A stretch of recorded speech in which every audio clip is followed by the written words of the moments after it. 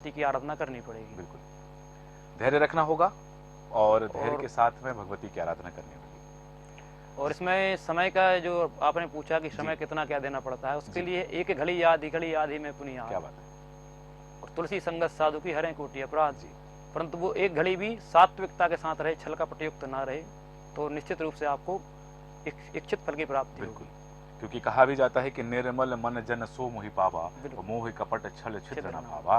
कि यदि आपके मन में मोह नहीं है, कपट नहीं है, छल नहीं है, तो निश्चित ही आप ईश्वर को पा सकते हैं, आप ईश्वर के सानिध्य में जा सकते हैं, आप जिसकी भी आराधना करते हैं। और जब हम बात कर रहे हैं माँ भगवती की आराधना की, तो माँ भगवती की आराधना निश्चित ही आपको सफलता दिलाएगी।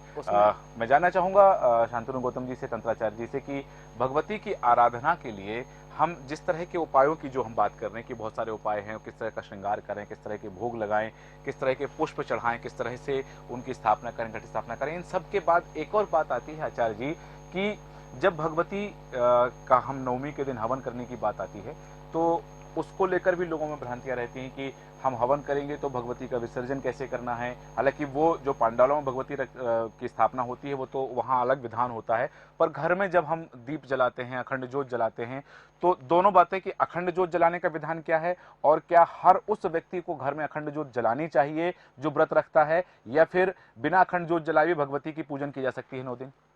देखिए, बहुत अच्छा सवाल है आपका ये। जी। इस विषय में मैं ये कहना चाहता हूँ कि हर व्यक्ति पूरी तरह पूजा माँ भगवती का नहीं कर सकता, जी। क्योंकि अगर वो अखंड दीपक जलाएगा जी। तो उसको पूरी तरीके सबसे पहले घर को स्वच्छ रखना पड़ेगा, जी। खुद को स्वच्छ रखना पड़ेगा, जी। परिवार जितने उनको स्वच्छ रखना पड़ेगा, जी। तभी वो ज्वाला प्रज्वलित होगी।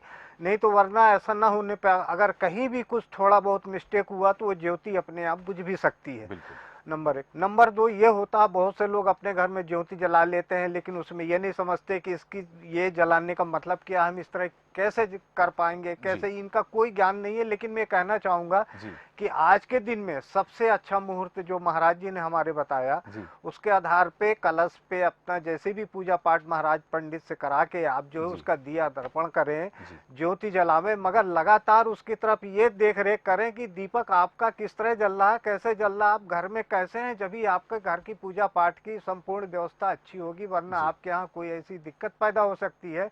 तो मैं ऐसे लोगों से कहूँगा जो उनका पूजा का स्थान एकदम अलग हो, घर के अंदर न हो ज़्यादा, और जहाँ घर के अंदर भी हो तो उससे जो है खाने का कमरा और आपके किचन जो है कुछ दूर पे होना चाहिए।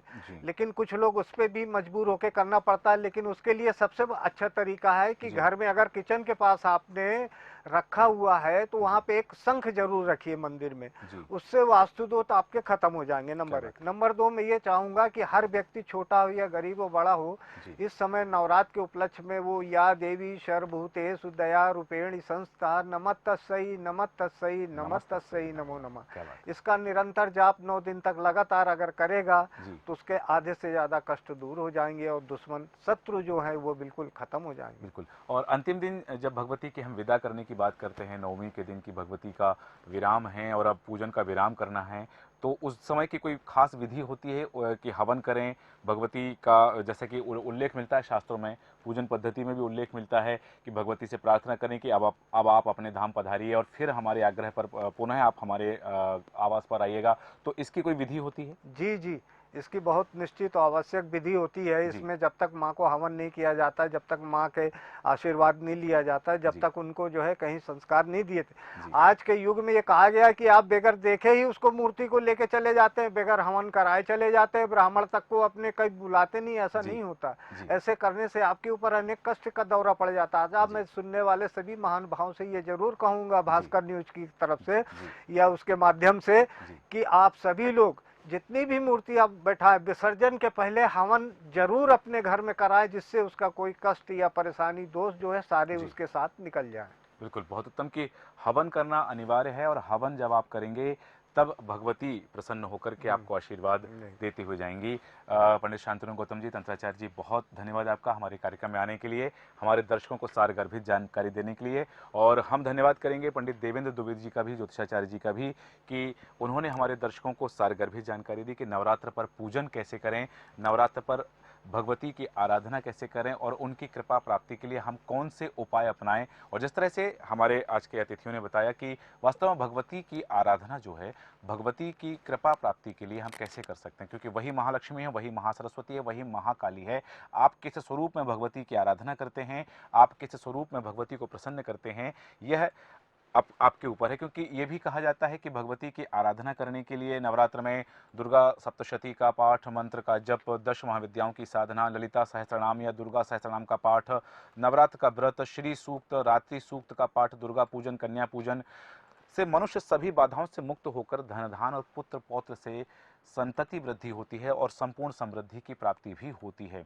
माँ भगवती की आराधना प्राप्ति के लिए निश्चित ही आप सात्विकता को अपनाएं, और जब तक आपके अंदर सात्विकता नहीं आएगी भगवती की कृपा प्राप्ति नहीं होगी। क्योंकि ये भी कहा जाता है कि जब अगर आपके मन में पाप है और पाप के वशीभूत होकर के आप अपनी किसी दूसरे का बुरा चाहते हुए यदि आप भगवती की आराधना करेंगे तो आपका भला नहीं होगा। क्योंकि भगवती तो केवल शुभ करती है। उल्लेख भी मिलता है कि यस्या प्रभावमतुलं भगवानन्तो ब्रह्मा हरश्चना हि वक्तमलं बलं च सा चंडिका अखिल जगत परिपालनाय नाशाय च शुभस्य मतिं करोति। भगवती आपका शुभ करें। और नवरात्र का यह उत्सव ऊर्जा का उत्सव है, ऊर्जा संचार का उत्सव है, उत्साह का उत्सव है। उत्साह के साथ इस उत्सव को मनाइए, भगवती की पूजन कीजिए और माँ भगवती आप पर सदैव कृपा बनाए रखें। ऐसी हम सभी को शुभकामनाएं देते हैं। आकाशगंगा में आज इतना ही। बने रहिए भास्कर न्यूज के साथ। नमस्कार।